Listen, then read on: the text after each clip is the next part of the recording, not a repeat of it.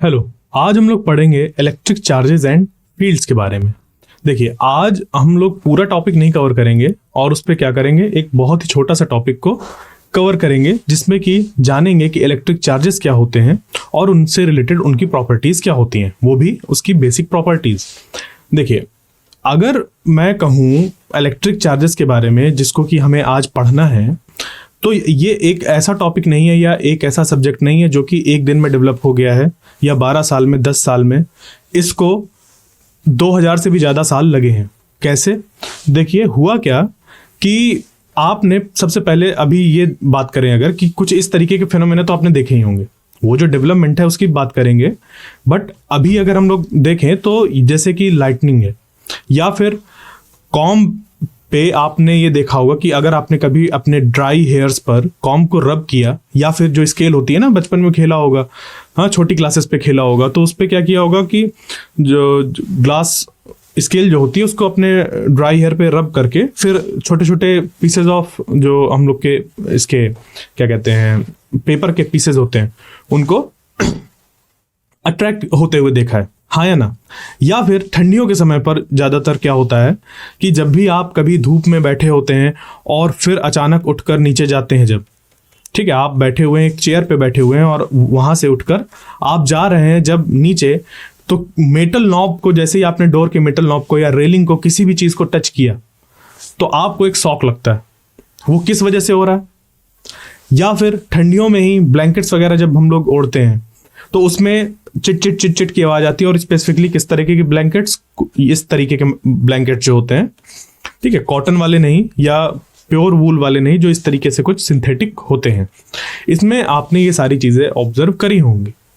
साथ ही में आपने हो सकता है कि ऐसा भी कोई ऑब्जर्वेशन किया हो या ना किया हो, क्योंकि आजकल तो उस तरीके के टीवी देखने को नहीं मिलते जिन्हें सीआरटी टीवी कहते हैं।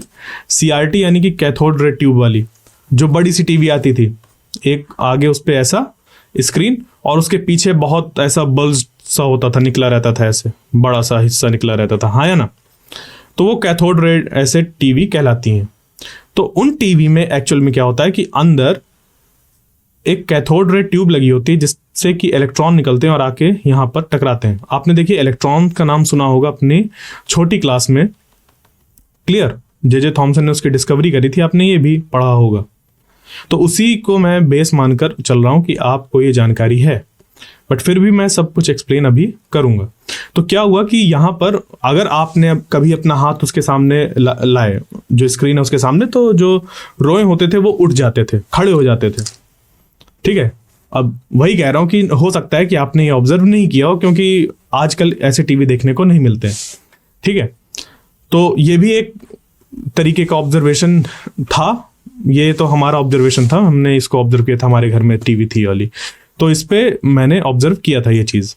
तो क्या हुआ, ये क्यों हो रहा है, ये क्या है, किस वजह से हो रहा है, इसी तरीके के प्रश्न आए जब कि बहुत सालों पहले, कब, अराउंड 600 BC, यानी कि जो क्राइस्ट एरा हम लोग जहां से चालू होता है उसके 600 साल पहले की बात हो रही है, उससे 600 साल पहले की बात हो रही है।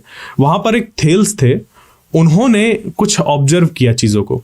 क्या ऑब्जर्व किया था कि जैसे एम्बर, ठीक है, एम्बर एक हम लोग का रेजिन होता है, तो उन्होंने देखा कि एम्बर को अगर सिल्क या फिर वूल के साथ रब करते हैं तो वो क्या कर रहा था, स्मॉल पीसेस ऑफ जो स्ट्रॉ वगैरह थे, स्ट्रॉ जैसे कि धान जानते हैं आप, धान का जो पौधा बचता है बाद में, जब उससे सारे धान निकाल लिए जाते हैं, उसके बीज निकाल लिए जाते हैं, तो जो भी आखिरी पार्ट बचता है जिसको कि पुआल भी कहते हैं कहीं पर, तो उस तरीके के पीसेस, छोटे छोटे हल्के या सूखे पत्ते वगैरह, उन सबको ये अट्रैक्ट कर रहा था जब इस एम्बर को सिल्क या फिर वूल के साथ रब किया गया।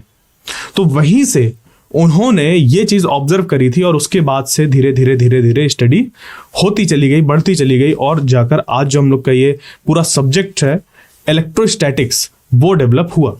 तो आखिर हम लोग इलेक्ट्रोस्टैटिक्स पे क्या चीजें पढ़ते हैं? देखिए, इलेक्ट्रोस्टैटिक्स जैसे शब्द पढ़कर समझ पर आ रहा होगा, इलेक्ट्रो यानी कि इलेक्ट्रिसिटी से रिलेटेड है, और स्टैटिक्स यानी कि रुका हुआ चीजें कोई है, ठीक है। जैसे स्टैटिक, स्टैटिक, स्टैटिक, आपने बहुत जगह नाम सुना होगा, ठीक है। तो स्टैटिक का मतलब है रुका हुआ, और इलेक्ट्रो से मतलब है हमारा इलेक्ट्रिसिटी से। तो इलेक्ट्रोस्टैटिक्स में हम लोग जो चीजें पढ़ते हैं वो पढ़ते हैं रुके हुए चार्जेस की वजह से जो भी फेनोमेना हमें देखने को मिलते हैं, ठीक है। बात समझ पे आई? तो इलेक्ट्रोस्टैटिक्स पे हम लोग चार्जेस, उनकी प्रॉपर्टी, उसकी वजह से दूसरे चार्ज पर लगने वाले फोर्स, या उस चार्ज की फील्ड, या उस चार्ज और जो दूसरा चार्ज है वहां पर उनका जो एक पोटेंशियल एनर्जी फॉर्म हो रहा है, या एक चार्ज की पोटेंशियल किसी पॉइंट पर, ये सभी कुछ हम लोग इलेक्ट्रोस्टैटिक्स के अंदर अब जाकर पढ़ते हैं।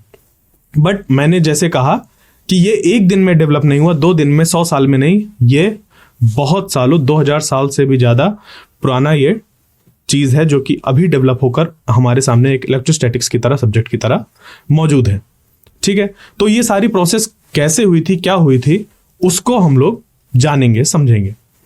एक बात और जो अभी मैंने दिखाया, जैसे लाइटनिंग या कॉम्ब का पेपर्स को अट्रैक्ट होना, या फिर जो वो मेटल नॉब को छूते हुए हमें करंट लगना, या फिर जो ब्लैंकेट वगैरह था उससे स्पार्क्स हमें दिखाई देना, ये सब किसकी वजह से होता है? स्टैटिक चार्जेस के डिस्चार्ज होने की वजह से होता है। क्लियर? आपने ऐसा सुना होगा कि ये सारे फेनोमेना जो हैं वो इलेक्ट्रिक चार्जेस के डिस्चार्ज होने की वजह से होता है। वो भी कैसे? स्टैटिक जो चार्जेस होते हैं उनके डिस्चार्ज होने की वजह से ऐसे फेनोमेना हमें देखने को मिलते हैं जहां पर एक बॉडी से चार्ज निकलकर दूसरी बॉडी में जाते हैं। तो जैसे मैं बार बार ये शब्द इस्तेमाल कर रहा हूं, चार्ज, तो आखिर ये क्या है? एक बॉडी से दूसरी बॉडी में कैसे चार्ज जाते हैं, कब जाते हैं, कितने जाते हैं, क्यों, हमें इन सब प्रश्नों का जवाब चाहिए। तो इसके लिए हम लोग चलेंगे इसकी हिस्ट्री में, जहां से कि ये पूरा डेवलप होकर सब्जेक्ट आया। क्लियर? तो देखिए, ये अगर हम लोग कहें तो ये बिल्कुल हमारी बात जाती है 600 BC पर, जहां पर थेल्स एक मैथमेटिशियन थे। उन्होंने एक चीज ऑब्जर्व करी, या कह लीजिए कि डिस्कवर करी, कि अगर एम्बर क्या होता है? एक तरीके का रेजिन होता है जो कि हमें मिलता है पेड़ वगैरह से। क्लियर? तो अगर एम्बर को रब किया जाए वूल या फिर सिल्क के साथ, सिल्क क्लॉथ या फिर वूल के साथ रब किया जाए, तो वो लाइट ऑब्जेक्ट्स को अट्रैक्ट कर रहा था। वो लाइट ऑब्जेक्ट्स को अट्रैक्ट कर रहा था। लाइट ऑब्जेक्ट्स कैसे कैसे? जैसे कि स्ट्रॉ या ड्राई लीव्स, ठीक है। ये सब यहां पर हमारे चीजें ड्राई होनी चाहिए, तभी ऐसा हमें देखने को मिलेगा। तो इस चीज को उन्होंने ऑब्जर्व किया या डिस्कवर किया कि देखो यार ऐसा हो रहा है।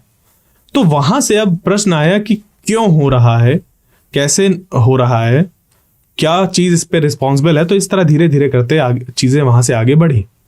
फिर कुछ समय बाद क्या किया गया, क्योंकि उस तरीके के फिनोमेना और भी लोगों ने ऑब्जर्व किए, बात समझिएगा, उसी तरीके के फिनोमेना जैसे कि थेल्स ने डिस्कवर किया था, उसी तरह के फिनोमेना बाकी लोगों ने भी क्या किया? ऑब्जर्व किया। तो ये कहा गया कि जो दूसरे फिनोमेना है, ये वाला जो फिनोमेना है, इसी तरीके के जो दूसरे फिनोमेना है, जहां पर भी दो ऑब्जेक्ट को रब करने के बाद वो आपस में अट्रैक्ट कर रहे हैं या दूसरे के साथ रिपल कर रहे हैं, या इस तरीके से जो चीजें हो रही हैं, वो सब बिल्कुल, ये सारी चीजें जो हो रही थी वो बिल्कुल इसी के जैसी हैं जैसे कि एम्बर को सिल्क या वूल के साथ रब करने के बाद हो रही थी। तो लोगों ने क्या सोचा कि देखो ये कुछ हो रहा था, किसी वजह से हो रहा था, और ये जो सारे बाकी फिनोमेना है जहां पर कि हमें उसी तरीके के अट्रैक्शन वगैरह देखने को मिल रहे हैं जैसे कि इस केस में हो रहा था, तो हो सकता है कि जो चीज रिस्पॉन्सिबल हो ऐसे फिनोमेना के लिए, सेम चीज रिस्पॉन्सिबल हो इसके लिए। तो लोगों ने क्या कहा कि ये सब हो रहा है किसी एक चीज की वजह से, और क्योंकि ये सारे फिनोमेना एम्बर से रिलेटेड थे, एम्बर से, और ग्रीक में एम्बर को कहते हैं इलेक्ट्रॉन। ये स्पेलिंग एकदम सही लिखी हुई है, इलेक्ट्रॉन, ठीक है। ये इलेक्ट्रॉन आज वाला इलेक्ट्रॉन नहीं है जिसकी हम लोग बात कर रहे हैं, इसकी बात नहीं हो रही है, ठीक है। ये इलेक्ट्रॉन की बात नहीं हो रही है, ठीक है। ये बात हो रही है इलेक्ट्रॉन का मतलब होता है ग्रीक में एम्बर, तो लोगों ने कहा कि ये सारे फेनोमेना जो हो रहे हैं वो सब किस वजह से हो रहे हैं?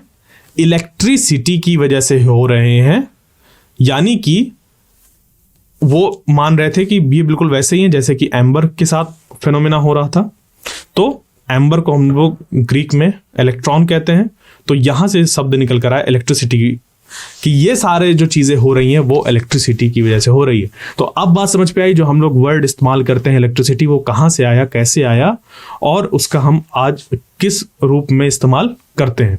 अब वो उसका इनिशियली क्या मतलब था वो हम उसको भूल चुके हैं, और आगे आजकल हम लोग उसको इलेक्ट्रिसिटी को सिंपली ये समझते हैं, चार्जेस का डिस्ट्रीब्यूशन या उसका कॉन्फ़िगरेशन, ये सब उस पर फिर एक जगह से दूसरी जगह जाना, ये सब हम लोग इलेक्ट्रिसिटी के अंदर पढ़ रहे हैं आजकल।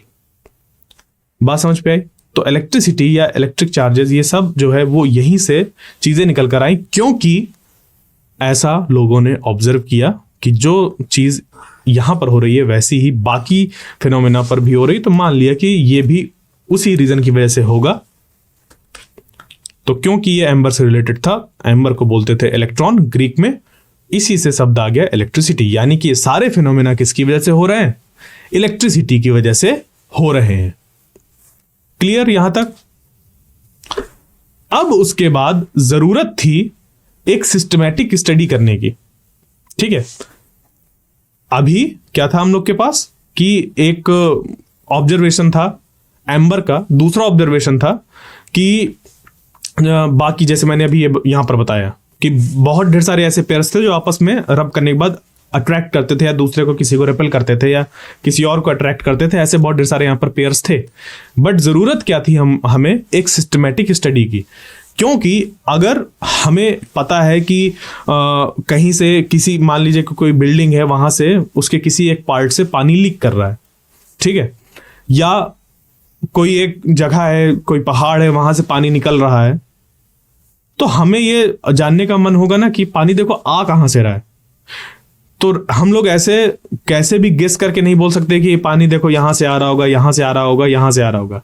हम सिर्फ गेस करके बोल सकते हैं कि हो सकता है ऐसा हो रहा हो, बट कुछ भी एक एक्यूरेटली बोलने के लिए हमें उसके पीछे एक सिस्टमैटिक स्टडी करनी होगी।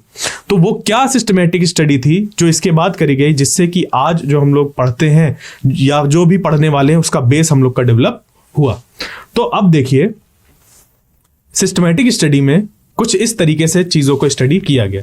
सबसे पहले क्या किया गया कि कुछ मटेरियल्स को लिया गया, जैसे कि सिल्क क्लॉथ, या फिर इसको वूल भी मान सकते हैं, ठीक है, वूल या फिर सिल्क क्लॉथ, कैट्स फर, प्लास्टिक रॉड और ग्लास रॉड, ये 4 तरीके की चीजों को लिया गया।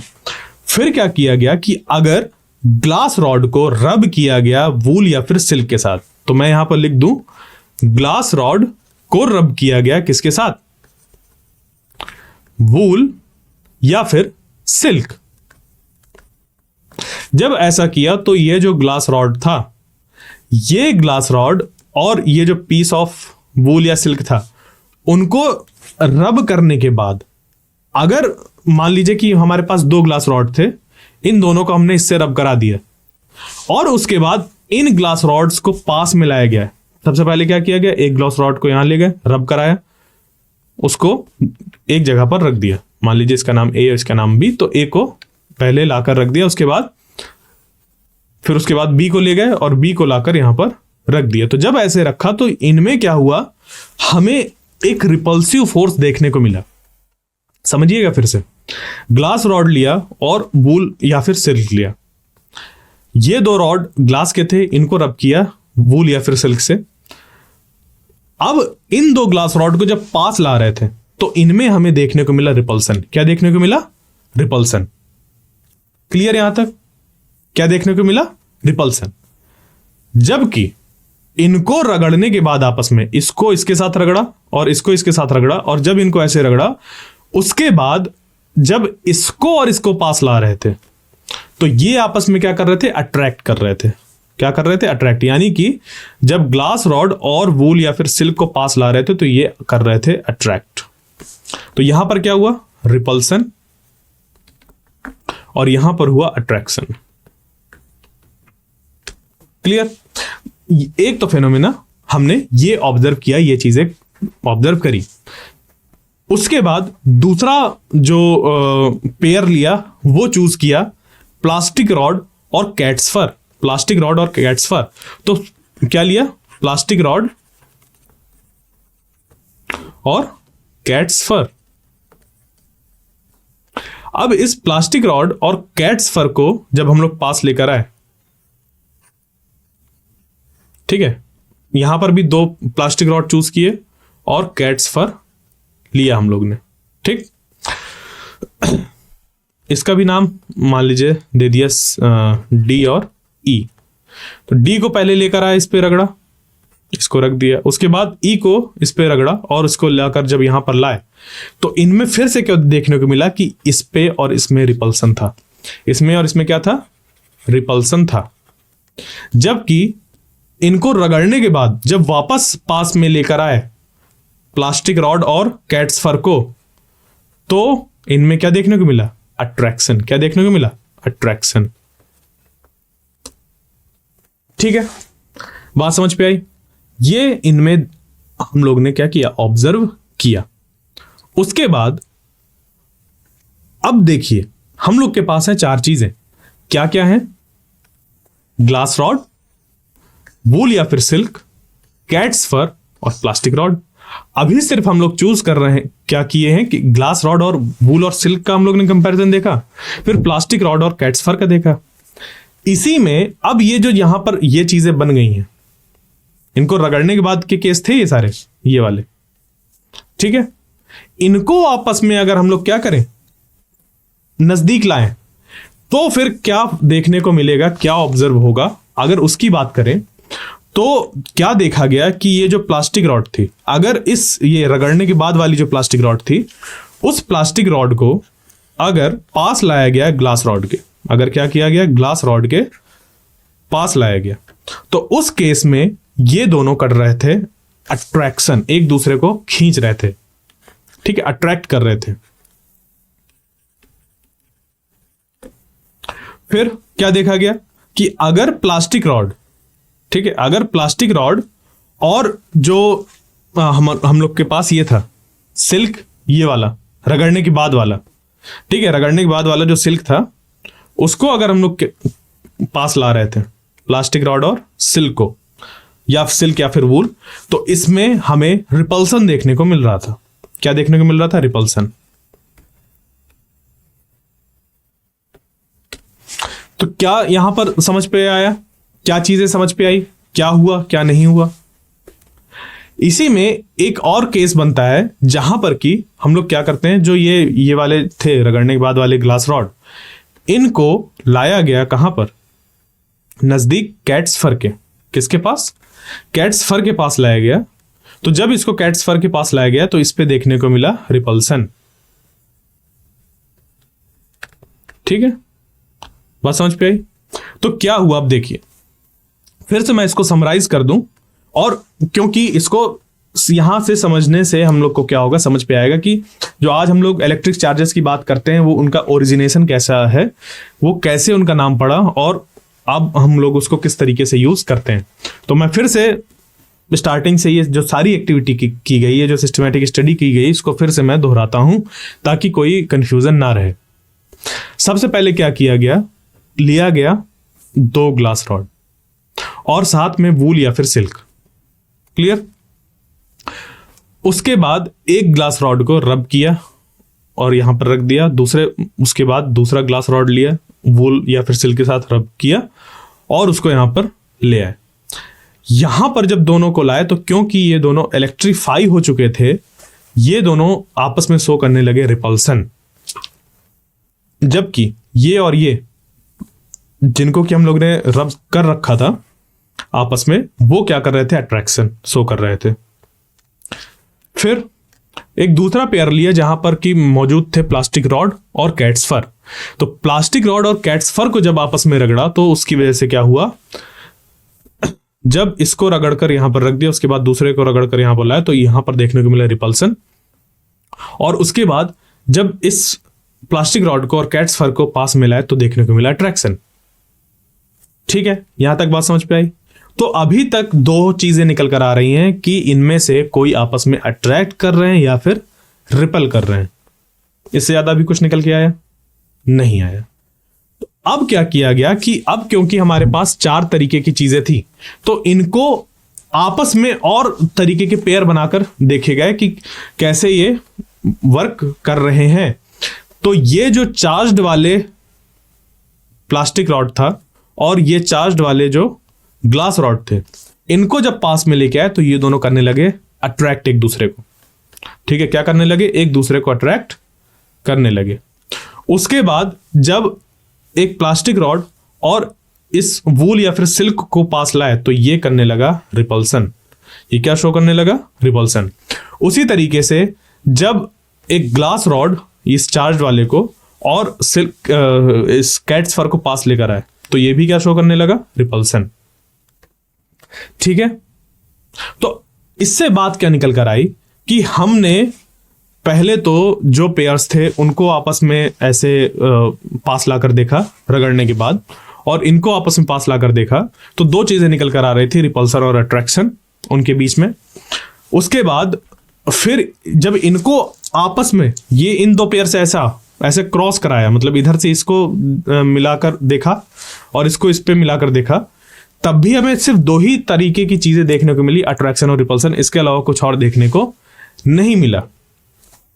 तो इससे यह निष्कर्ष निकाला गया कि सिर्फ दो तरीके की चीजें एग्जिस्ट कर रही हैं जो कि इस पूरे फिनोमेना को एक्सप्लेन कर सकती हैं, और उसका नाम दिया गया इलेक्ट्रिक चार्ज। क्या नाम दिया गया? Electric charge. समझ गए? अभी तक सिर्फ ये था, इलेक्ट्रिक चार्ज, ये नाम दिया गया इलेक्ट्रिक चार्ज, और इस पे अभी कुछ नहीं बताया गया। सिर्फ ये कहा गया कि दो तरीके की एंटिटीज हैं जो कि रिस्पॉन्सिबल हैं, सिर्फ और सिर्फ दो तरीके की एंटिटीज हैं जो कि रिस्पॉन्सिबल हैं इस सारे फिनोमेना के लिए, कि कहीं पर अट्रैक्शन हो रहा है, कहीं पर रिपल्सन। समझ गए? मतलब कि इनके अंदर कोई चीज है जो कि अट्रैक्शन और रिपल्सन क्रिएट कर रही है। ओके, तो क्योंकि हम लोग के पास दो चीजें हो रही थी, एक अट्रैक्शन और रिपल्सन, तो कहा गया कि इलेक्ट्रिफिकेशन भी दो तरीके का होगा। ठीक है, क्या कहा गया? इलेक्ट्रिफिकेशन भी दो तरीके का होगा, जहां पर कि एक जगह देखने को मिलेगा अट्रैक्शन और एक जगह देखने को मिलेगा रिपल्सन। और यह बात निकल कर आई कि जो लाइक चार्जेस होंगे वो करेंगे एक दूसरे को रिपल, और जो अनलाइक चार्ज होंगे वो एक दूसरे को करेंगे अट्रैक्ट। अभी तक जो आज हम लोग प्लस माइनस के फॉर्म पे पढ़ते हैं ना, plus charge, positive charge, negative charge, अभी तक उसका जिक्र भी नहीं हुआ। अभी तक मैंने उसका जिक्र भी नहीं किया। मैंने पॉजिटिव नेगेटिव चार्ज ऐसा कुछ अभी तक बोला ही नहीं। सिर्फ मैं बोल रहा हूं लाइक चार्जेस और अनलाइक चार्जेस। क्लियर? तो देखो, हर बार किसी को लाइक चार्ज बोलना, किसी को अनलाइक चार्ज बोलना, और उस पे लाइक चार्जेस हैं तो किस तरीके के हैं, किस तरीके के नहीं हैं, ये बहुत ज्यादा क्या कर रहा था? क्लस्टर क्रिएट कर रहा था। ठीक है, जो चीजें थी वो हम लोग आसानी से स्टडी नहीं कर पा रहे थे। तो इस चीज को दूर किया बेंजामिन फ्रैंकलिन ने कुछ चीजें कन्वेंशन क्रिएट करके। ठीक है, कुछ चीजों से कन्वेंशन क्रिएट करके, और वो कन्वेंशन क्या था उसको अब समझते हैं हम लोग। ठीक है, उन्होंने कहा कि दो तरीके के पोलैरिटी ऑफ चार्ज होते हैं। ठीक है, पोलैरिटी ऑफ चार्ज। अब देखो, इस पोलैरिटी शब्द का क्या मतलब होता है वो जान लेते हैं, क्योंकि देखो जो भी हम लोग पढ़ रहे हैं ना, फिजिक्स वगैरह, वो आसान हो जाएगा समझना जब हमें पता होंगे उनसे रिलेटेड जो ये शब्द होते हैं, जो टर्मिनोलॉजीज होती हैं। तो पोलैरिटी का मतलब क्या होता है? पोलैरिटी का मतलब ये होता है, देखिए, जैसे आप लोग ने सुना होगा अर्थ के दो पोल, एक नॉर्थ और एक साउथ, हाँ या ना? तो क्या नॉर्थ और साउथ मिल सकते हैं आपस में? नहीं। मतलब कि क्या है कि जो नॉर्थ और साउथ है वो दो अपोजिट जगह पर है, दो अपोजिट नेचर है उनका। क्या है? दो अपोजिट नेचर है। बिल्कुल वैसा ही जैसे कि कभी क्या होता है कि मान लीजिए कि भीड़ है, बहुत ज्यादा कहीं पर भीड़ है, ठीक है, और कोई आके कहा कि बताओ भेलपूरी कौन खाएगा और पानी के बतासे कौन खाएगा? भीड़ दो हिस्सों में बट गई। ठीक है, भीड़ दो हिस्सों में बट गई। कुछ लोग हो गए कैसे, भेलपूरी खाने वाले, और कुछ लोग हो गए पानी के बतासे खाने वाले। तो उनमें क्या हो गया, पोलराइजेशन हो गया। जो भीड़ अभी तक मिली हुई थी वो अब दो अलग नेचर शो कर रही है। ठीक है, वो दो क्या कर रही है, दो अलग नेचर शो कर रही है। समझ गए?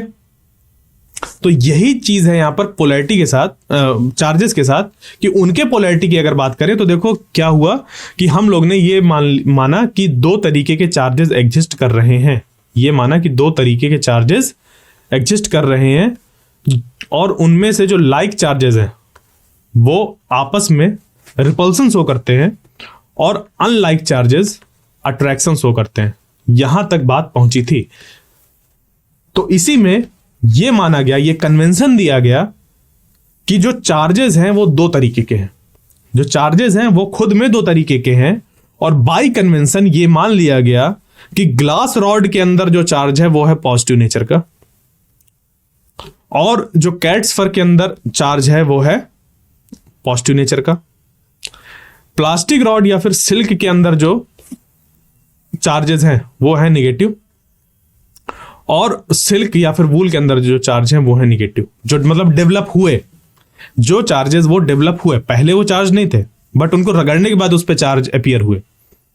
तो कैट्स ग्लास रॉड या फिर कैट्स फर, प्लास्टिक रॉड या सिल्क क्लॉथ, इन सब में दो तरीके के चार्जेस को बताया गया, उनकी पोलैरिटी को डिस्क्राइब किया, और मान लिया गया कि ग्लास रॉड की जो पोलैरिटी है या कैट्स फर के जो चार्जेस वहां पर हुए उनकी पोलैरिटी पॉजिटिव है, और प्लास्टिक रॉड और सिल्क रॉड में जो चार्जेस है उनकी पोलैरिटी निगेटिव है। ठीक है, इस हिसाब से पॉजिटिव पॉजिटिव क्या हो गए, लाइक चार्जेस।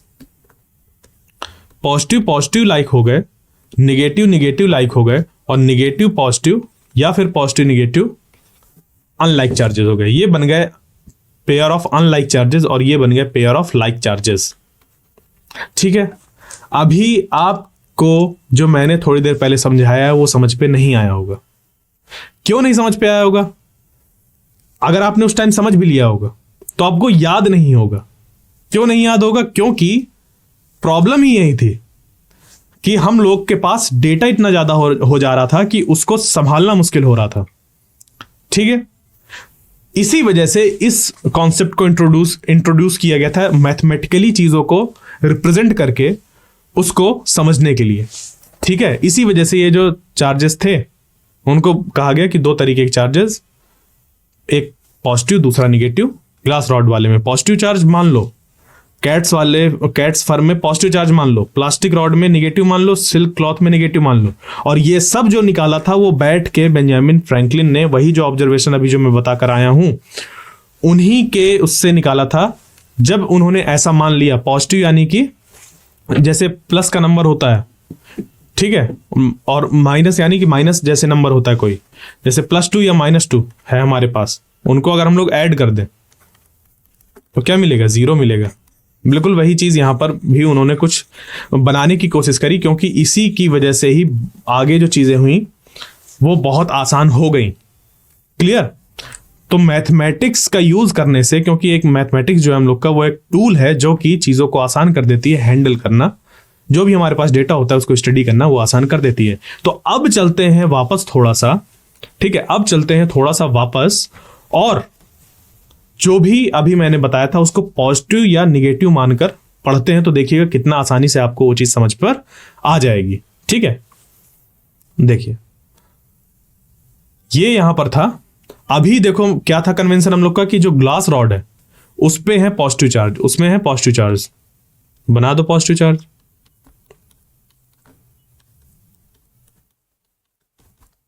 ठीक है, और वूल या फिर सिल्क में क्या था, निगेटिव चार्ज। क्लियर? यानी कि अगर इनको आपस में रगड़ दिया, इनको आपस में रगड़ा, जिसमें कि पहले कोई भी चार्ज नहीं थे, ये चार्ज नहीं थे, इलेक्ट्रिक चार्ज नहीं थे इनमें, बट इनको आपस में अगर रगड़ दिया तो ग्लास रॉड में आ जाएंगे पॉजिटिव चार्ज और सिल्क या फिर वूल में आ जाएंगे निगेटिव चार्ज। ठीक है, फिर यहां पर प्लास्टिक रॉड के साथ जब देखा गया तो ये माना गया कि प्लास्टिक रॉड पे जो चार्जेस हैं वो कैसे हैं, निगेटिव हैं। कैसे चार्जेस हैं, निगेटिव। और ये कब आ रहा है, जब प्लास्टिक रॉड को कैट्स फर के साथ रब किया जा रहा है तब। और कैट्स फर पे कैसे आ गए, पॉजिटिव। तो अब देखो समझना कितना आसान हो गया। हमें पता है कि पॉजिटिव पॉजिटिव करेगा क्या, रिपल्सन, निगेटिव निगेटिव करेगा रिपल्सन, पॉजिटिव निगेटिव करेगा अट्रैक्शन, या फिर निगेटिव पॉजिटिव करेगा अट्रैक्शन। तो देखिए सिंपली बन गया। प्लास्टिक रॉड आपस में रिपेल कर रहे थे, क्यों? क्योंकि दोनों में थे निगेटिव चार्जेस। इस वजह से वो सेम चार्जेस होने की वजह से, सेम पोलैरिटी ऑफ चार्ज होने की वजह से, सेम नेचर के होने की वजह से वो क्या कर रहे थे, रिपल्सन शो कर रहे थे। इसी तरीके से जो प्लास्टिक रॉड और कैट्स फर था वो अट्रैक्शन शो कर रहे थे, क्योंकि प्लास्टिक रॉड में था निगेटिव चार्ज और कैट्स फर में था पॉजिटिव चार्ज। तो इनमें क्या होगा, क्योंकि ये अपोजिट पोलैरिटी के हैं, तो ये क्या करेंगे, अट्रैक्शन शो करेंगे। ठीक है, देखिए अब कितना आसान हो गया। जब हम लोग आगे बढ़े, वहां मैथमेटिक्स का यूज किया और फिर उससे चीजों को समझे, तो कितना आसान हो गया। है ये वही चीज जो हो रही थी, बस उसको अब मैथमेटिक्स की हेल्प से हम लोग आसानी से समझ रहे हैं। क्लियर? तो इस चीज को यहां पर अगर देखें तो क्या हो रहा है कि पॉजिटिव पॉजिटिव जब पास आ रहा है तो क्या कर रहा है, रिपल्सन शो कर रहा है। ठीक है, और ये पॉजिटिव है ग्लास रॉड और ये है निगेटिव, तो ये अट्रैक्शन शो कर रहे हैं। बहुत आसान है। इसी तरीके से क्योंकि ग्लास रॉड जो होता है हम लोग का, उस पर होता है पॉजिटिव चार्ज, और जो प्लास्टिक रॉड होता है उस पर होता है निगेटिव चार्ज, इस वजह से आपस में अट्रैक्ट कर रहे थे। रिपल्सन हो रहा था प्लास्टिक रॉड जिसमें कि था निगेटिव चार्ज, और जो ये हम लोग का वूल या फिर सिल्क था उसमें था निगेटिव चार्ज, इस वजह से ये दोनों आपस में रिपेल कर रहे थे। It's so simple. हो गया ना, सिंपल। सेम चीज मैं थोड़ी देर पहले मैंने बताई थी, बट उस समय दिमाग में चीजें जा नहीं रही थी, बट अब उसको समझना आसान हो गया मैथमेटिक्स की हेल्प से। ठीक है, तो मैथमेटिक्स हम लोग का एज अ टूल यूज होता है बहुत ज्यादा। क्लियर? अब देखिए यही ग्लास रॉड अब बचा, इसको आप आसानी से बता सकते हैं कि यहां पर पॉजिटिव पॉजिटिव है, ये रिपल्सन हो रहा है, तो भी हम इससे ये निष्कर्ष निकाल सकते हैं कि ये जो होगा ना, अब क्योंकि इस पे रिपल्सन हो रहा है तो इस पे भी पॉजिटिव ही होगा, और क्योंकि ये कैट्स फर है तो हम लोग जानते हैं कि पॉजिटिव हो रहा है। अभी आपने एक चीज ध्यान दी, मैंने क्या कहा, मैंने कहा कि ये पॉजिटिव था और इसका रिपल्सन हो रहा था, ये जो कैट्स फर आया था इसका रिपल्सन हो रहा था, यानी कि इस पे भी पॉजिटिव चार्ज होंगे। ठीक है, फिर से मैं रिपीट कर रहा हूं, मैंने कहा कि ये जो ग्लास रॉड था इस पे पॉजिटिव चार्ज थे और ये शो कर रहा था रिपल्सन, ये जो था हम लोग का कैट्स फर, यानी कि कैट्स फर पे भी पॉजिटिव चार्ज होंगे, क्योंकि हम लोग यही तो मान के चल रहे हैं कि जो लाइक चार्जेस है वो रिपेल कर रहे हैं। और अगर रिपल्सन हो रहा है तो जस्ट अपोजिट भी बोलेंगे कि उसमें सेम चार्जेस होंगे, इसी वजह से वो रिपल्सन शो कर रहे हैं। यानी कि अब अगर एक बार हम लोग का कन्वेंशन बन गया है कि ग्लास रॉड में पॉजिटिव होंगे, वूल या सिल्क में निगेटिव होंगे, कैट्स फर में पॉजिटिव और प्लास्टिक रॉड में निगेटिव होंगे, तो अब कोई भी चीज लाई जाए इनके पास,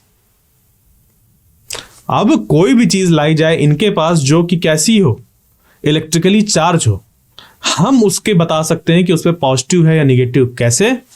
बिल्कुल इस चीज का इस्तेमाल करके जो कि मैंने अभी यहां पर रीजनिंग दी। ठीक है, नहीं समझ पे आया? फिर से बताता हूं कैसे। देखिए यहां पर क्या कहा मैंने कि जो हम लोग के पास ग्लास रॉड है, ठीक है, क्या है, ग्लास रॉड, उसमें है पॉजिटिव चार्ज, ग्लास रॉड में क्या है, पॉजिटिव चार्ज। अब मान लीजिए कि कोई दो ऑब्जेक्ट्स थे आपके पास, कोई ऑब्जेक्ट ए और दूसरे तरीके का ऑब्जेक्ट वो बी, इन दोनों को आपस में आपने रब किया। क्या किया? रब किया। अब आपको नहीं पता किस पे पॉजिटिव है किस पे निगेटिव है, क्या करेंगे? इसके लिए क्या करेंगे, सिंपली आप ए को लेकर आएंगे इसके पास।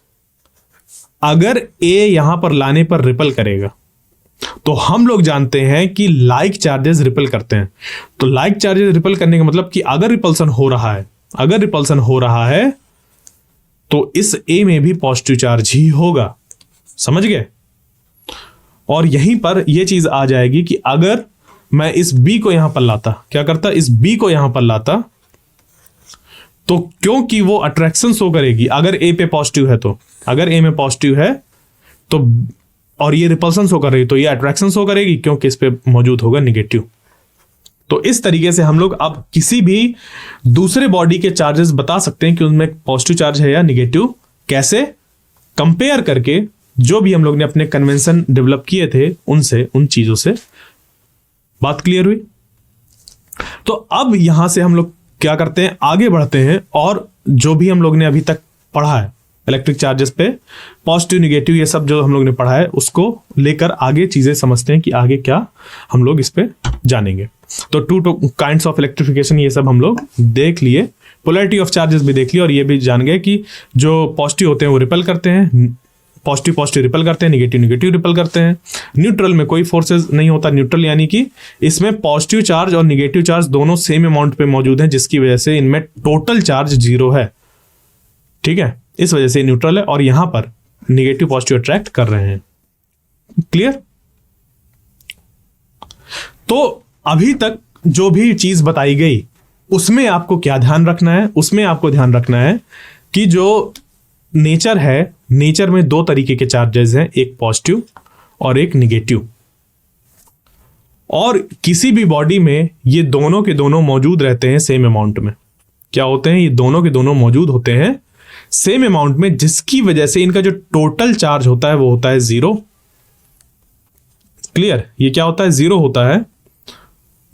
बट जब किसी दूसरे तरीके का मटेरियल यहां पर लाया जाता है और एक सुटेबल मटेरियल होता है, उसको जब आपस में क्या कराते हैं, रब कराते हैं, तो इनमें क्रिएट होता है इम्बैलेंस और कुछ चार्ज इसके निकलकर, जैसे मान लीजिए एक चार्ज निकलकर यहां आ गया। ठीक है, तो उसकी वजह से क्या होगा कि ये वाली अब जो बॉडी है इसमें एक एक्स्ट्रा चार्ज आ गया, वो भी निगेटिव वाला, और इस पे एक चार्ज आ गया पॉजिटिव वाला। ठीक है, आया कहीं से नहीं, बट क्योंकि डिफिशिएंसी हो गई निगेटिव की, तो ये एक्स्ट्रा चार्ज हो गया ना ये वाला, तो यहां पर ये पॉजिटिवली चार्ज हो गया। इस तरीके से हम लोग के जो होते हैं वो चार्ज्ड पेयर फॉर्म होते हैं, चार्ज ऑब्जेक्ट के पेयर फॉर्म होते हैं। और क्या ध्यान रखना है कि ये जो पॉजिटिव और निगेटिव 2 तरीके के चार्ज है, अगर किसी बॉडी पर पॉजिटिव पॉजिटिव होगा तो वो दोनों बॉडी क्या करेंगे, रिपेल करेंगे। कोई भी 2 बॉडी ले लो, उनमें अगर पॉजिटिव पॉजिटिव तो वो रिपेल करेंगे, अगर उनमें निगेटिव निगेटिव है तो वो भी रिपेल करेंगे। क्यों? क्योंकि like charges repel each other. और अगर पॉजिटिव निगेटिव है तो वो रिपेल नहीं करेंगी, वो रिपेल नहीं करेंगी, वो करेंगी अट्रैक्शन। वो क्या करेंगी? वो करेंगी अट्रैक्शन। क्लियर? बात समझ पे आई? तो यहां तक अभी आपको ये सारी चीजें ध्यान रखनी है। वो जो हिस्टोरिकल बैकग्राउंड था वो बताना जरूरी था, वरना ये लगता है कि जो सब्जेक्ट आज है वो वैसा का वैसा ही है, ना तो इसमें कोई डेवलपमेंट हुआ ना तो आगे डेवलपमेंट होगा। बट हमें ये ध्यान रखना है साइंस को पढ़ते हुए कि वो कोई एक ऐसी फिक्स्ड चीज नहीं है। क्लियर? उसका डेवलपमेंट हुआ है और आगे भी होता रहेगा। तो आज जो चीजें हमें पढ़ रहे हैं वो आज के हिसाब से सही है, कल हो सकता है वो चेंज हो जाए। गलत नहीं कहेंगे, कहेंगे कि चेंज हो जाए, मॉडिफाई हो जाए, धीरे धीरे उनमें सुधार होता जाए। ठीक है, आप जैसे आज हैं कल उससे बेहतर होंगे, तो आज खराब थोड़ी ना है आप अच्छे हैं आज, पर कल बेहतर है। उसी तरीके से साइंस के साथ होता है, आज जो है वो सही है पर कल बेहतर होगी। क्लियर? समझ गए? इसी वजह से हम लोग का एक बहुत बड़ा मकसद होना चाहिए साइंस को पढ़ने के लिए, उसको डेवलप करने के लिए, सिर्फ पढ़कर एग्जाम पास करने के लिए नहीं। अब देखिए आगे इस पे देखते हैं कि देख लिया हम लोग ने अलग अलग तरीके की बॉडीज हैं, उनमें अलग अलग तरीके के हम लोग के इलेक्ट्रिफिकेशन हो रहा है, यानी कि अट्रैक्शन हो रहा है, कहीं पर रिपल्सन हो रहा है। ठीक है, तो ये सब हो रहा है चार्जेस की वजह से, क्यों हो रहा है, कैसे हो रहा है, सब कर लिया। बट फिर भी अगर हमें जानना हो कि यार देखो सब तो हो रहा है, बट उसमें कितना अमाउंट ऑफ चार्ज है वो कैसे पता चलेगा, तो उसके लिए एक एपरेटस होता है जिसको कि कहते हैं गोल्ड लीफ इलेक्ट्रोस्कोप। ये शो करता है कि किसी बॉडी में चार्ज है या नहीं है, और है तो कितना ज्यादा है किसी दूसरे के कंपैरिजन में। क्लियर? और ये चीज और अच्छे से समझ पर आएगी जब हम लोग कुलाम्स लॉ पढ़ेंगे। बट फिर भी अभी मैं इसका एक ओवरव्यू दे देता हूं कि कैसे ये वर्क करता है गोल्ड लीफ इलेक्ट्रोस्कोप। तो देखो इलेक्ट्रोस्कोप, माइक्रोस्कोप का नाम सुना है, वो क्या करता है? माइक्रोस्कोप या टेलीस्कोप, टेली कम्युनिकेशन, ठीक है, या टेलीफोन, ये तो नाम सुना ही होगा ना, वहां से चलते हैं। देखो टेलीफोन, फोन बातचीत से मतलब है फोनिक, और टेली मतलब दूर। तो हम लोग जब टेलीफोन की बात करते हैं, टेलीफोन के बारे में बात करते हैं, तो इसका मतलब ये है कि हम कहीं किसी दूर किसी जगह पर बात कर रहे हैं। तो टेली यानी कि दूर से मतलब है। टेलीस्कोप, टेलीस्कोप यहां पर स्कोप यानी कि देख रहे हैं, टेली यानी कि दूर, दूरबीन जिसे कहते हैं, ठीक है। अब यहां पर स्कोप हमें पता चल गया कि यह है देखने से मतलब, ये क्या है, देखना है हमें इस पे। स्कोप यानी कि देखना समझना, ये सब है। और टेली का मतलब है दूर। तो स्कोप तो हो गया हमारा देखना, बट यहां पर आगे लगा हुआ है इलेक्ट्रो। क्या लगा हुआ है? इलेक्ट्रो। इलेक्ट्रो यानी कि चार्जेस को देखना। अब देखो चार्जेस दिखाई नहीं देते, बट उसकी वजह से जो चेंजेस हो रहे हैं वो हमें दिखाई देंगे।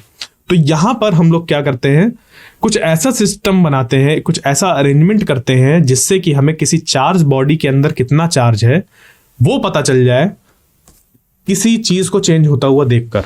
तो वो चीज क्या होती है, आइए समझते हैं। ठीक है, इलेक्ट्रोस्कोप देखते हैं कि चार्जेस कितना है कितना नहीं है। तो अब बात आ रही है गोल्ड लीफ इलेक्ट्रोस्कोप की। गोल्ड लीफ से मतलब है, देखो गोल्ड जो होता है वो बहुत ही ज्यादा मैलिएबल होता है। मैलिएबल यानी कि उसको बहुत पतली पतली शीट्स पे ब्रेक नहीं मतलब फैलाया जा सकता है। ठीक है, गोल्ड बहुत ज्यादा मैलिएबल होता है तो उसको बहुत बड़ी शीट्स पे स्प्रेड किया जा सकता है। क्लियर? यानी कि जो गोल्ड है उसकी बहुत पतली फाइल बनाई जा सकती है। तो अगर वो ऐसा किया जा सकता है तो उसी को हम लोग कह देते हैं गोल्ड लीफ। तो यहां पर बेसिकली होता क्या है, पूरे इस गोल्ड लीफ इलेक्ट्रोस्कोप में मौजूद होती है गोल्ड लीफ, जो कि रखी होती है एक मेटल के रॉड से। ठीक है, एक ऐसा एल शेप का या जे शेप का कह लो, जे शेप का ऐसा मेटल रॉड होता है, और उस मेटल रॉड के ऊपर एक ऐसी स्ट्रिप रखी होती है गोल्ड की। ठीक है, इस तरीके से एक स्ट्रिप रखी होती है ऐसे मोड़ के। मान लो कि ये स्ट्रिप थी, उसको ऐसे मोड़ के रख दिया। तो ये जो स्ट्रक्चर देख रहे हो ना, ये वाला, ये ब्लू कलर का जो बना हुआ है, ये पूरा यही स्ट्रक्चर है। अंदर तरफ ये रखा हुआ है इस शेप का कुछ बन के। ठीक है, और बाहर इसके इस बना रहता है ये मेटल नॉब, और ये पूरा रखा रहता है एक ग्लास बॉक्स के अंदर, ताकि उस पर किसी भी तरीके से हवा ना लगे और बाहर जो चीजें हैं उसके साथ वो इंटरेक्ट ना करे। यहां पर रबर वगैरह लगी रहती है ताकि अंदर वो आइसोलेट रहे, हवा अंदर बाहर ना हो, क्योंकि ये गोल्ड फाइल है, बहुत हल्का है, वो उड़ जाएगा। तो बस ये ऐसा रखा रहता है। उसके बाद अब इस मेटल नॉब पे जब कोई चार्ज्ड बॉडी लाई जाती है, तो लेट अस सपोज कोई एक चार्ज्ड बॉडी है, उसको इससे टच कराया गया। तो जिस पार्ट पर टच कराया गया वो क्या होगा कि अगर ये मेटल नहीं है तो ये क्या करेगा, जिस पार्ट पे टच हुआ है उतने चार्जेस यहां पर आ जाएंगे। और अब क्योंकि ये यहां पर कुछ चार्जेस आ गए, तो वो चार्जेस यहां से नीचे ट्रेवल करेंगे, क्योंकि ये कंडक्टर है, और वो चले जाएंगे इस गोल्ड लीफ के दोनों हिस्सों पर। अब समझिए कि ये जो दो गोल्ड ऐसे फाइल हैं, ठीक है, मतलब एक है बट उसके दो हिस्से हैं, इधर भी पॉजिटिव आ गया, इधर भी पॉजिटिव आ गया, क्योंकि ये ऊपर से आया था पॉजिटिव और दो जगह पर जाने की उसके पास क्षमता थी, तो दोनों जगह पर चला गया। और क्योंकि सेम आइडेंटिकल स्ट्रक्चर है, इस वजह से ये दोनों जगह पर सेम अमाउंट पर जाएगा, जिसकी वजह से क्या होगा कि अब क्योंकि ये यहां पर दोनों में आ गया है same charge, same positive charge, तो ये एक दूसरे को करेंगे रिपेल। और ये जैसे ही एक दूसरे को रिपेल करेंगे, उसकी वजह से यहां पर ये इन दोनों के बीच की जो डिस्टेंस होगी लीफ के बीच में, वो ऐसे बढ़ेगी। वो क्या होगी, ऐसे बढ़ेगी। यानी कि हमें पता चल जाएगा कि इस बॉडी में चार्ज है या नहीं। मतलब कोई एक बॉडी लेकर आए, इसके मेटल नॉब पे टच किया, और अगर ये जो गोल्ड लीफ है या गोल्ड फाइल है वो ऐसे स्प्रेड हो गई, तो हमें पता चल जाएगा कि इस बॉडी में चार्ज है। और अगर ये जो बॉडी है वो क्या करे, ज्यादा, मतलब मान लीजिए कि दो बॉडी है ए और बी, ए को लेकर आए उसकी वजह से यहां पर ज्यादा रिपल्सन मिला, और बी को लेकर आए उसकी वजह से कम। यानी कि ए पे जो चार्जेस थे वो ज्यादा थे, क्योंकि जब ज्यादा अमाउंट पे चार्ज होंगे तो रिपल्सन भी ज्यादा होगा। ठीक है, क्लियर। तो ये था गोल्ड लीफ इलेक्ट्रोस्कोप से रिलेटेड चीजें। अब बात आती है हम लोग की कि देखो, मैं अभी कई जगह पर मैंने इस्तेमाल किया है जहां पर बोला कि चार्ज एक बॉडी से दूसरी बॉडी में जा रहे हैं, या 2 चार्ज 3 चार्ज, इस तरीके से। तो क्या इससे भी रिलेटेड कोई हम लोग के पास मैथमेटिक्स है जिससे कि हम डील कर सकें? ठीक है, क्या हम लोग ने ऐसा कुछ बना रखा है जिससे कि हम लोग जो ये सारी चीजें हो रही हैं उनको डील कर सकें बहुत आसानी से? तो बिल्कुल वो बनता है हम लोग का, वो जो आता है वो आता है टॉपिक हम लोग का बेसिक प्रॉपर्टीज ऑफ चार्जेस का। ठीक है, तो बेसिक प्रॉपर्टीज ऑफ चार्जेस की अगर हम लोग बात करें तो वहां पर क्या क्या हो जाता है कि जो चार्जेस हैं वो अपने साथ कुछ प्रॉपर्टी को होल्ड करते हैं। प्रॉपर्टी यानी कि वो इस तरीके के नेचर को शो करेंगे, कुछ चीजें हैं जो कि वो हमेशा फॉलो करेंगे। तो क्या होता है वो हम लोग अगले जो आगे वाली स्लाइड्स हैं उनमें देखेंगे। बट अभी थोड़ा सा जान लेते हैं कंडक्टर्स एंड इंसुलेटर्स के बारे में, क्योंकि मैंने अभी ये इनको भी जिक्र किया था जहां पर कि इस पे बोला था, इस जगह पर, कि अगर ये इंसुलेटर है और वो चार्ज्ड है, या और ये जो है वो एक हम लोग का पूरा कंडक्टर होता है। तो ये जो 2 शब्द मैंने बोले, कंडक्टर और इंसुलेटर, आपको अपनी छोटी क्लासेस के अकॉर्डिंग चीजें पता होंगी, बट फिर भी मैं इसको एक बार रिवाइज करूंगा, एक बार बताऊंगा, फिर आगे बढ़ेंगे उस पर। तो देखो, कंडक्टर्स ऐसे सब्सटेंस होते हैं जो कि अपने थ्रू इन चार्जेस को आसानी से फ्लो होने देते हैं। ठीक है, यानी कि अगर मैंने एक चार्ज इधर पुट किया तो वो चार्ज क्या होगा, थ्रू आउट द बॉडी ऐसे ट्रेवल कर जाएगा। ठीक है, या फिर इस चार्ज को पुट किया तो ये पूरी बॉडी में डिस्ट्रीब्यूट हो जाएगा। जबकि इंसुलेटर्स जो होते हैं, इंसुलेटर में पहले तो कंडक्टर में जैसे हम लोग ने यहां पर रखा, ये पूरी बॉडी में स्प्रेड हो जाता है, ये पूरी बॉडी में स्प्रेड हो जाता है। जबकि जो इंसुलेटर्स होते हैं उसमें जिस जगह पर चार्ज रखा जाता है किसी भी तरीके से जब पुट किया जाता है तो उस वहीं पर ही वो मौजूद होते हैं, वो कहीं दूसरी जगह पर नहीं जाते हैं। ठीक है, वो कहीं दूसरी जगह पर नहीं जाते हैं, वो जिधर पुट कर दिए गए जहां पर वो अपीयर हुए वो वहीं पर रहते हैं, वो ट्रेवल नहीं करते।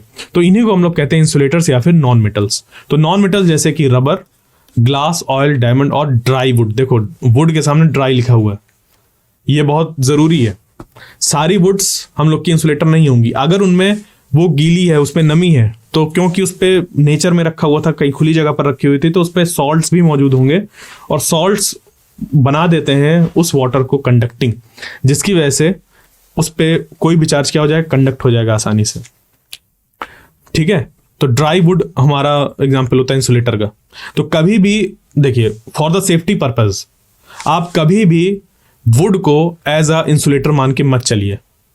क्यों? क्योंकि उस पे वुड है, पेड़ से आई होगी, पेड़ है, उस पे पानी रहा होगा, पानी है, साथ में मिनरल्स हैं, उस पे सॉल्ट्स हैं, तो वो हमारा कभी भी एज अ इंसुलेटर वर्क नहीं करेगा। तो अब अगर आप वहां पर ढूंढने बैठे ड्राई वुड है या वो गीली वुड है, तो कभी धोखा खा सकते हैं आप। जैसे कि मैं ये क्यों बता दे रहा हूं, क्योंकि मेरे दिमाग पर एक चीज आई कि कभी होता है ना ऐसे कि किसी को इलेक्ट्रिक शॉक लग रहा होता है और आपको उसको छुड़ाना होता है, कुछ चीज नहीं मिलती, आप लकड़ी उठाकर मार रहे हैं। अब वो आपने लकड़ी ध्यान नहीं दी कि वो लकड़ी खुद में ड्राई है या नहीं, आपने उसको छुड़ाने की कोशिश करी और आप खुद इलेक्ट्रोक्यूट हो गए। तो ऐसा नहीं करना है, आप कभी भी जो वुड है उसको ऑप्शन में मत रखिए। क्लियर? ये था मेरा रीजन ये बताने का। अब देखते हैं, तो जो सी वाटर है या स्टील है, कॉपर है, गोल्ड है, ये सिल्वर, ये सब हम लोग के कंडक्टर्स होते हैं। यहां तक आई थिंक चीजें समझ पे आ गई होंगी। तो अब बढ़ते हैं जो हम लोग की बेसिक प्रॉपर्टीज ऑफ चार्जेस थी, उनसे रिलेटेड जो भी चीजें हैं उसके बारे में। देखो, basic property of electric charge क्या होती है, वो ये है, इलेक्ट्रिक चार्ज तो अब समझ पे आ रहा होगा क्या है, कहां से नाम आया, क्या हुआ। ठीक है, उस पर कोई प्रॉब्लम नहीं है। तो इलेक्ट्रिक चार्जेस की प्रॉपर्टी होती है कि अगर किसी जगह पर बहुत ढेर सारे चार्ज हैं, जिसमें कि एक है Q1, दूसरा है Q2, तीसरा है Q3, Q4, Q5, इस तरीके से करते करते अप टू Qn है। अब देखो, हम लोग आगे की स्टडी में जो भी रिप्रेजेंटेशन करेंगे चार्जेस का, उसको रिप्रेजेंट करेंगे Q से। ठीक है, जैसे कि हम लोग मैथमेटिक्स में एक्स वेरिएबल लेते थे ना, और उससे रिप्रेजेंट करते थे, एक्स पेन को रिप्रेजेंट करते थे, या एक्स बैट को रिप्रेजेंट करते थे, या कुछ भी करते थे। 10th क्लास में इस तरीके के क्वेश्चंस हैं अलजेब्रा में, जहां पर कि आप क्या करते हैं, चीजों को एक्स से रिप्रेजेंट करते हैं। उसी तरीके से हम लोग यहां पर रिप्रेजेंटेशन ले रहे हैं क्यू का, इलेक्ट्रिक चार्ज को रिप्रेजेंट करने के लिए। क्लियर? तो क्यू अगर कहीं पर लिखा हुआ है या क्यू कहीं पर लिखा हुआ है, यानी कि वो चार्ज को रिप्रेजेंट कर रहा है। ठीक है, तो अगर इस तरीके के चार्जेस हैं और इनकी कुछ अपनी अपनी वैल्यू है, इनका खुद का मैग्नीट्यूड भी होता है, तो अगर इनकी वैल्यूज हैं, तो जो टोटल चार्ज होगा, ठीक है, इस पूरे सिस्टम का जो टोटल चार्ज होगा वो होगा Q is equal to Q1 plus Q2 plus Q3 plus Q4 dot dot dot up to Qn। यानी कि अगर यहाँ पर 5 माइक्रोकुलम्ब है, यहाँ पर 4 माइक्रोकुलम्ब है, यहाँ पर 3 माइक्रोकुलम्ब है, इस तरीके से है, और हमें इनका टोटल बताना है कि कितना होगा। ठीक है, इन 3 चार्जेस का टोटल कितना चार्ज होगा। तो उसके लिए हम लोग क्या करेंगे, सिंपली 5 प्लस 4 प्लस 3 और माइक्रोकुलम्ब, और यहां से ये निकल कर आ जाएगा 5 3 8 4 12 माइक्रोकुलम्ब। ठीक है, तो अब देखिए कुलम्ब क्या है। कुलम्ब है unit of electric charge. Clear? जैसे कि न्यूटन यूनिट होती है फोर्स की, 1 न्यूटन 2 न्यूटन 3 न्यूटन, उसी तरीके से कुलम्ब भी यूनिट होता है चार्ज का। किसी भी बॉडी में जो चार्ज आता है वो कुलम्ब आता है कि इतना कुलम्ब चार्ज, इतना कुलम्ब चार्ज। क्लियर? और ये जो म्यू लिखा हुआ है, म्यू, इसका मतलब है 10 टू द पावर -6। ये एक मल्टीप्लायर है, या कह लीजिए फैक्टर है जो कि इससे मल्टीप्लाइड है। तो ये बनती है एक यूनिट जो कि छोटी यूनिट है, और डेली लाइफ में जो हम लोग को देखने को मिलेगी वो इसी ऑर्डर की ही मिलेगी, क्योंकि कुलम्ब एक बहुत बड़ी यूनिट होती है चार्ज की। ठीक है, कुलम्ब जो एक कुलम्ब यूनिट होती है चार्ज की, वो बहुत बड़ी होती है। कितनी बड़ी होती है अभी वो आपको समझ पे आ जाएगी जब हम एग्जाम्पल को सॉल्व करेंगे। ठीक है, तो क्या ध्यान रखना है आपको कि इलेक्ट्रिक चार्ज की जो बेसिक यूनिट है, सॉरी बेसिक नहीं, एसआई यूनिट है, उसको कहते हैं, बेसिक यूनिट जैसी कोई चीज नहीं होती, एसआई यूनिट होता है। तो इलेक्ट्रिक चार्ज की जो एसआई यूनिट है वो क्या है, कुलम्ब है। क्लियर? कुलम्ब को हम लोग लिखते हैं ऐसे, 1 कुलम्ब, ऐसे कैपिटल C, और इसी को अगर लिखना चाहे तो अगर पूरा नाम लिखते हैं तो वो हो जाता है COULOMB, कुलम्ब। क्लियर? ये यहां पर ध्यान रखना है कि कभी भी जब हम लोग यूनिट लिखते हैं किसी चीज की, तो अगर वो यूनिट किसी पर्सन के नाम पर पड़ी है या किसी साइंटिस्ट वगैरह के नाम पे पड़ी है, सिंपली किसी पर्सन के नाम पर है, तो जब भी हम लोग शॉर्ट फॉर्म का यूज करते हैं तो यूज करते हैं कैपिटल। ठीक है, और जब उसको लिख रहे होते हैं पूरा नाम तो यहां पर बनाते हैं स्मॉल सी। ठीक है, ये ध्यान दीजिएगा in case of those SI units जहां पर कि वो बनी हुई है किसी के नाम पर या पड़ी हुई है किसी के नाम पर, जैसे कि न्यूटन जब हम लोग सिर्फ एन लिखते हैं तो कैपिटल एन लिखते हैं, और जब स्मॉल में लिखते हैं तो ऐसे लिखते हैं, न्यूटन। ठीक है, ये कन्वेंशन है हम लोग का, ऐसा लेकर चलते हैं। इसी तरीके से हर्ट्ज के केस में, वॉट के केस में, इन सब में ऐसा चलता है। ठीक है, तो इस चीज को ध्यान दीजिएगा, ये पॉइंट काफी लोग को पता नहीं होता है, जबकि ये हमारे बुक में ही है। ठीक है, अब देखिए इसमें एक तो ये प्रॉपर्टी थी, इस प्रॉपर्टी को कहते हैं एडिटिविटी ऑफ चार्जेस। क्या कहते हैं? Additivity of charges. उसके बाद दूसरा इस पे जो प्रॉपर्टी है वो है conservation of charge. Conservation of charge क्या कहता है कि किसी भी आइसोलेटेड सिस्टम पर चार्ज को ना तो क्रिएट किया जा सकता है ना तो डिस्ट्रॉयड किया जा सकता है, सिर्फ एक जगह से दूसरी जगह ट्रांसफर होगा, दैट्स इट। उसमें चार्ज कभी ना तो बनेगा ना तो डिस्ट्रॉय होगा। चार्ज हमेशा कंजर्व रहेगा, जितनी क्वांटिटी उसकी है वो उतनी रहेगी, कहीं पर कम होगी कहीं पर ज्यादा। यानी कि इसको अगर हम लोग समझना चाहें तो अगर एक बकेट पानी है हम लोग के पास, तो वो एक बकेट पानी ही रहेगा। अगर उससे एक ग्लास निकालकर यहां पर हम लोग पुट कर दें बगल पे, और इस पूरे सिस्टम पे पानी को चेक करें कितना है, तो एक ग्लास निकाला था और रख दिया था यहां पर, और इस पूरे को देखा तो उतना ही है। यानी कि अगर बोला जाए कि एक कमरा है, कमरे के अंदर एक बकेट में पानी भरा हुआ है, उससे एक गिलास पानी निकाला, उसी कमरे के अंदर रख दिया, फिर पूछा कि उस कमरे के अंदर कितना पानी है, तो बोलेंगे जितना बकेट में था उतना ही है। उसका डिस्ट्रीब्यूशन बढ़ रहा है, ठीक है, बट जो टोटल है वो उतना ही है। इसी तरीके से यहां पर भी होता है कि अगर कोई एक बॉडी है और उस पर पॉजिटिव और निगेटिव चार्ज है, तो अगर टोटल चार्ज हम लोग यहां पर देखें तो टोटल चार्ज, क्योंकि इस पे भी मान लीजिए कि अगर एक माइक्रोकुलाम है ये और ये एक माइक्रोकुलाम है और इस पे ये निगेटिव है, निगेटिव नेचर का, तो इसका जो टोटल चार्ज बनेगा, ठीक है, एडिटिविटी ऑफ चार्जेस लगा दिए, इस पूरे ऑब्जेक्ट का जो टोटल चार्ज बनेगा वो बन जाएगा 1 माइक्रोकुलाम प्लस यहां पर लगेगा -1 माइक्रोकुलाम और ये बन जाएगा 0 कुलाम, ठीक है, या 0 माइक्रोकुलाम, कुछ भी लिख दीजिए, ये 0 हम लोग का निकल कर आ जाएगा। तो यहां पर आपने ध्यान दिया एडिटिविटी ऑफ चार्जेस पे हमें क्या करना है, एक एल्जेब्रिक सम लेना है जहां पर कि 1 माइक्रोकुलाम लिखा, ये पॉजिटिव नेचर का था, उसके बाद प्लस लगाया, उसके बाद फिर माइनस लगाकर लिखा, तो 2 चार्जेस ऐड होंगे विद देयर, जो उनके साथ एसोसिएटेड होता है ये साइन, ठीक है। तो यहां पर कंजर्वेशन ऑफ चार्ज की बात हो रही थी, तो ये चार्ज कंजर्व है अगर हम इस पे किसी दूसरे बॉडी को लाकर रब करें और इसका ये वाला चार्ज निकल कर क्या हो जाए, यहां आ जाए, तो ये निगेटिव वाला आया तो 1 माइक्रोकुलाम इधर आ गया। तो अब देखो इस बॉडी पे भी 1 माइक्रोकुलाम है और इस बॉडी पे भी -1 माइक्रोकुलाम है, तो यहां पर सिर्फ चार्जेस का रिडिस्ट्रीब्यूशन हुआ और ये पूरी की पूरी बॉडी चार्ज दिखने लगी विद 1 माइक्रोकुलाम और ये वाली बॉडी चार्ज दिखने लगी विद -1 माइक्रोकुलाम। क्लियर, बात समझ पे आई? तो ये होता है कंजर्वेशन ऑफ चार्जेस की charge can neither be created nor be destroyed, वो सिर्फ एक हम लोग के बॉडी से दूसरे बॉडी में ट्रांसफर होते हैं with in the system. Clear. फिर आता है क्वांटाइजेशन ऑफ चार्ज। देखो हमें पता चल गया कि अगर कहीं पर चार्जेस रखे हो या किसी बॉडी में चार्जेस हो, टोटल चार्ज हमें निकालना है तो एडिटिविटी ऑफ चार्जेस लगाएंगे, क्योंकि नेचर में 2 तरीके के चार्जेस होते हैं, पॉजिटिव नेगेटिव, उन सबको ऐड ही करेंगे विद देयर साइन, ठीक है। तो हम लोग का जो भी आंसर होगा वो निकल कर आ जाएगा।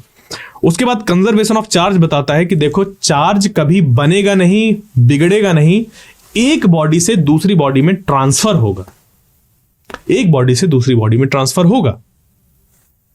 फिर आता है क्वांटाइजेशन ऑफ चार्ज, वो बताता है कितना होगा, ठीक है, किस तरीके से होगा।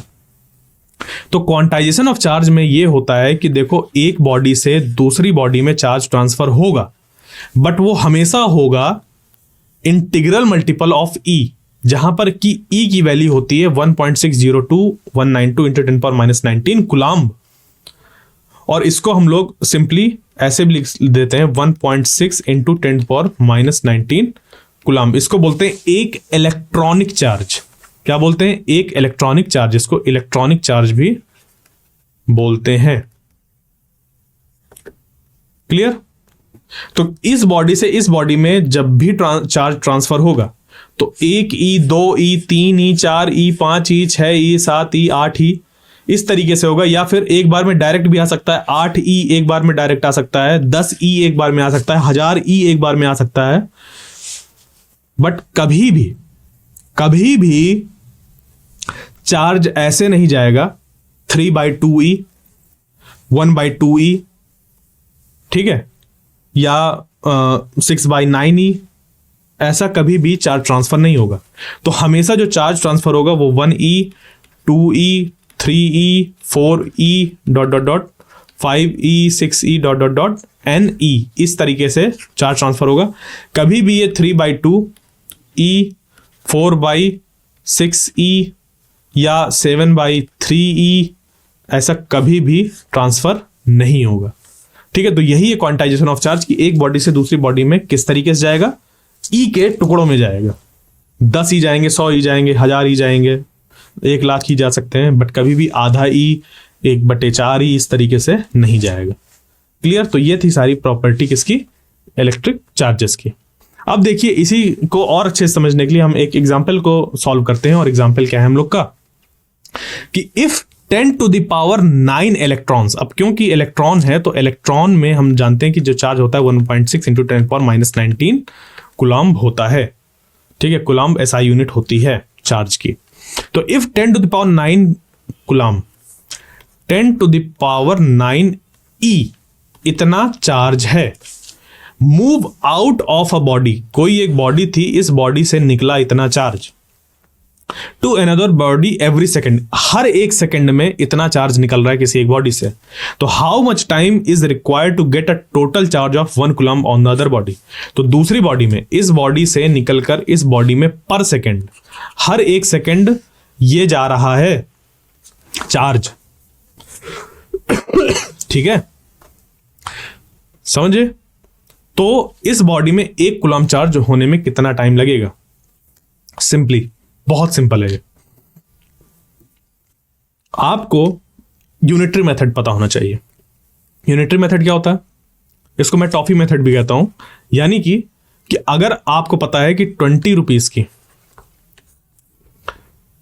जो टॉफीज हैं वो है 40 टॉफीज, तो मैं पूछ लूं 1 रुपए की कितनी टॉफी होगी, तो आप कहेंगे 40 टॉफी डिवाइडेड बाई 20 रुपीज, यानी कि 2 टॉफी पर 1 रुपीज। 1 रुपीज में हमें मिलेंगी 2 टॉफी। तो अब मैं कुछ भी पूछूं, 100 टॉफी पूछूं, 200 टॉफी पूछूं, 250 टॉफी पूछूं, अगर मैंने पूछ लिया कि 300 रुपीज की बताओ कितनी टॉफी मिलेंगी, तो आप सिंपली क्या करेंगे, 2T इंटू 300 RS, तो RS से RS कैंसिल हो जाएगा और ये निकल कर आ जाएगा 600T। 600 टॉफी हमें मिलेंगी।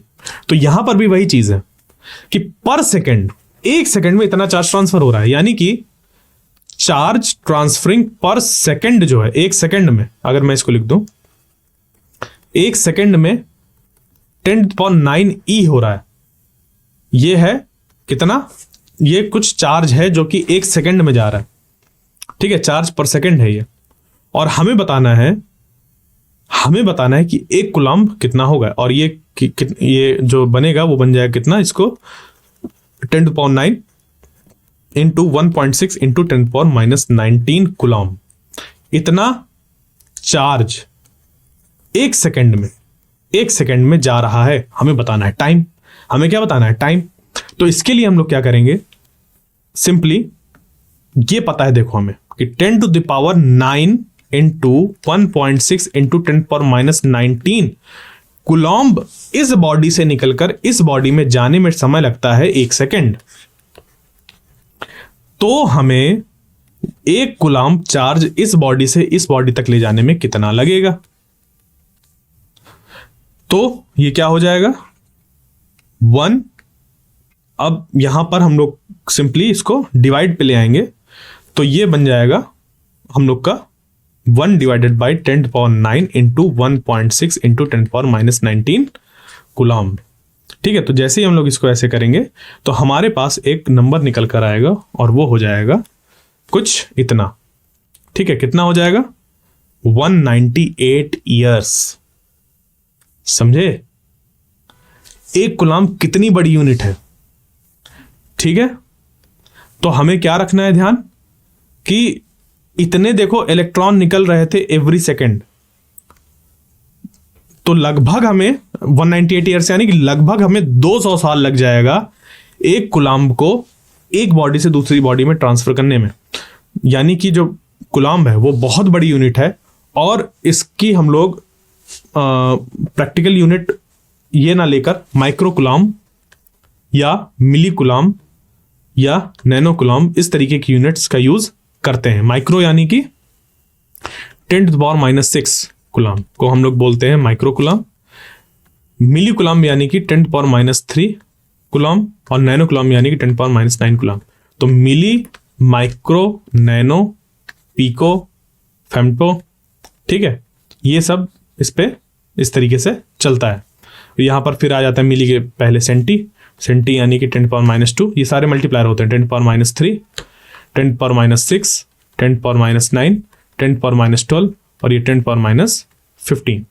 ठीक है, तो हमें सिर्फ यहां तक अभी जानकारी होनी चाहिए, इसके बाद भी होता है बट उस पर हमें जरूरत नहीं है, फिर वो हमें धीरे धीरे चीजें आगे पता चलती रहती हैं। बट अभी क्या समझना है, इतना हमें टाइम लगेगा ठीक है, तो इससे अभी क्या पता चला कि 1 कूलम जो यूनिट है वो बहुत बड़ी यूनिट होती है चार्ज की, इस वजह से हम छोटे छोटे यूनिट्स को इस्तेमाल करते हैं।